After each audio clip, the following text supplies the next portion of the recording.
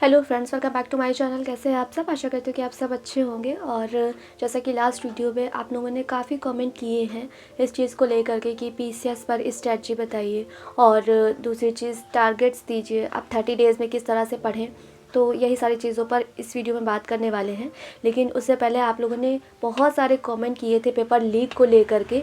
तो फ्रेंड्स, अगर ऐसा है तो पेपर को रद्द होना चाहिए और फिर से एग्ज़ाम होना चाहिए, ठीक है। और इसके लिए हमें लगातार जो भी ट्वीट है सोशल मीडिया के माध्यम से अपना संघर्ष जारी रखना चाहिए, क्योंकि देखिए इसी सिस्टम से लड़ते भिड़ते हमें आगे निकलना है। लेकिन उस बीच ये भी हमें ध्यान रखना है कि हमारी पढ़ाई ना छूटे, है ना। अब पीसीएस में बहुत कम दिन बचे हैं, तो आपको परेशान भी नहीं होना है इसको लेकर के कि ये पेपर लीक हुआ है। जो हुआ है सो हुआ है, हो गया है। अब हमें दो संघर्ष करने हैं, दो तरह से। एक तो ये पेपर को फेयर कराने के लिए कि पेपर लीक ना हो, अगर लीक हुआ है तो ये रद्द हो और फिर से फेयर तरीके से पेपर हो, है ना। अगर इस तरह से रिज़ल्ट आ जाएगा तो इतनी कट ऑफ जाने वाली है ना कि मतलब हम जैसे लोग तो सोच भी नहीं सकते हैं कि सिलेक्शन होगा भी। इतना ज़्यादा पेपर टफ था कि उतने अच्छे नंबर नहीं आएंगे जितना नकल करने पर लोगों के आएंगे, है ना। तो पेपर को रद्द होना चाहिए अगर ऐसा हुआ है तो। और दूसरी चीज़, हमें पीसीएस के लिए अपनी पढ़ाई जारी रखना चाहिए, क्योंकि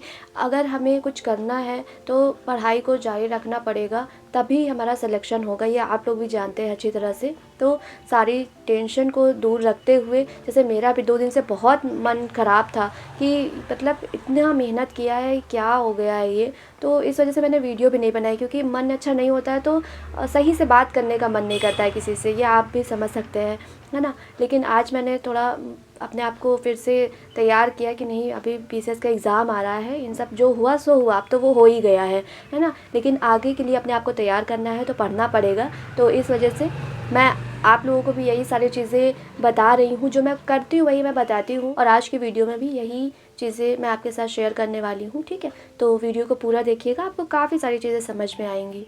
लेकिन उससे पहले फ्रेंड्स देखिए, जो लोग भी 2025 के लिए प्रिपेयर कर रहे हैं वो भी मुझे कमेंट लगातार कर रहे हैं कि उस पर बताइए मुझे। तो मैं यही आप लोगों से कहूँगी कि देखिए, अगर आप कोई कोचिंग ज्वाइन कर सकते हैं तो आप कोचिंग ज्वाइन करिए, ठीक है। आपको सही गाइडेंस मिलेगा और आप एक पेपर के लिए ओरिएंटेड होकर के पढ़ाई कर पाएंगे।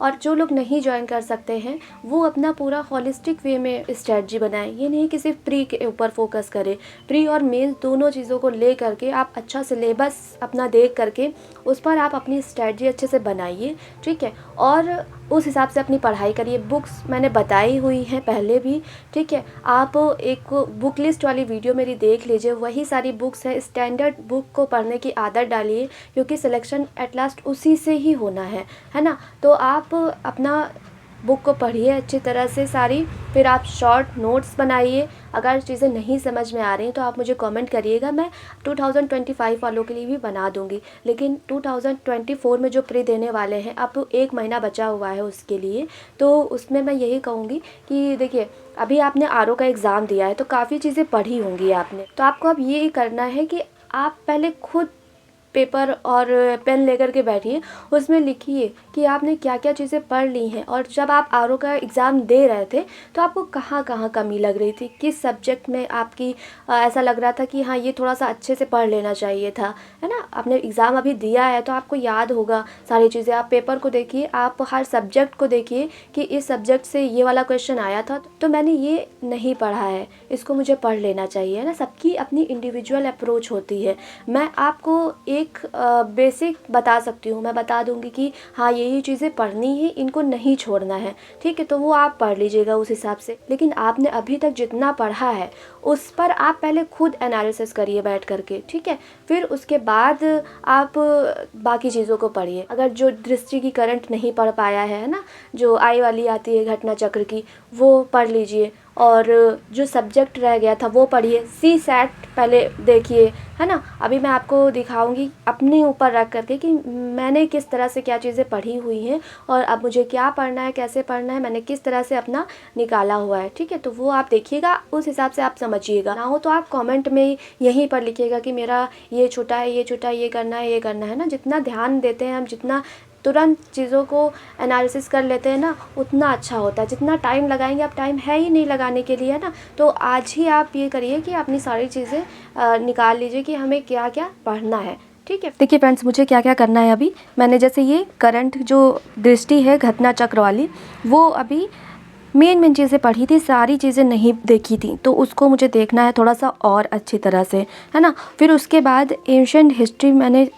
छोड़ दी थी, बिल्कुल नहीं पढ़ा था। और मेडिवल थोड़ा सा पढ़ा था, लेकिन इसको भी मुझे अच्छे से पढ़ना है क्योंकि आर ओ में इसका पोर्शन बहुत कम होता है। तो मैंने जिससे ज़्यादा क्वेश्चन पूछे जाते हैं, जैसे कि मॉडर्न हिस्ट्री हो गया, ज्योग्राफी हो गया, वो सारी चीज़ें पढ़ी थी अच्छी तरह से। लेकिन इसमें कम क्वेश्चन आने थे, तो मैंने एकदम देखा नहीं था। जितना याद आएगा आएगा, मैंने ये सोचा था जो याद आएगा पहले का वही मतलब उतने से मैं काम चला लूँगी। लेकिन इसको मैंने पढ़ा नहीं था क्योंकि मेरे पास टाइम नहीं था।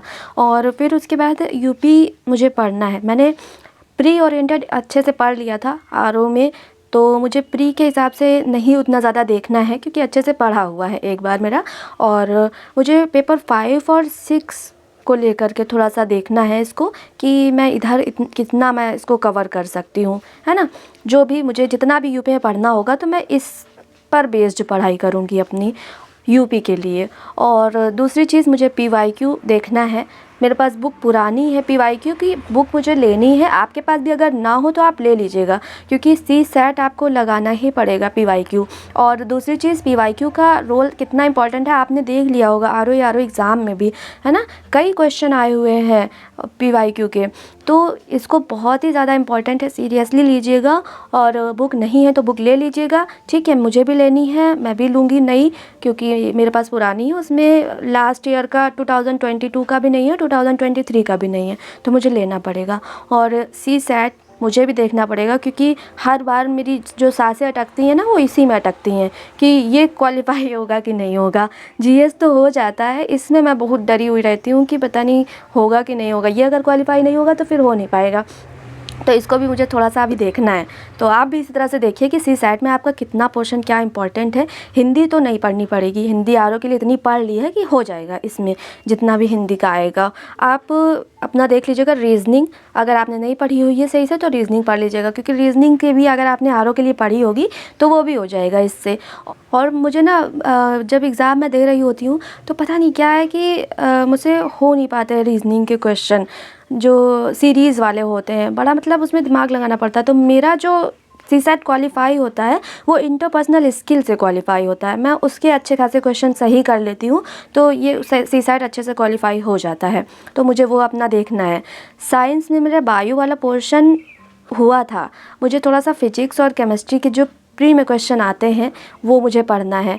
मुझे मैपिंग देखनी है। मैंने ये गलती कर दी थी कि पहले वाली जो मैपिंग मैंने अपनी तैयार कर रखी है, बस मैंने वही देखा था।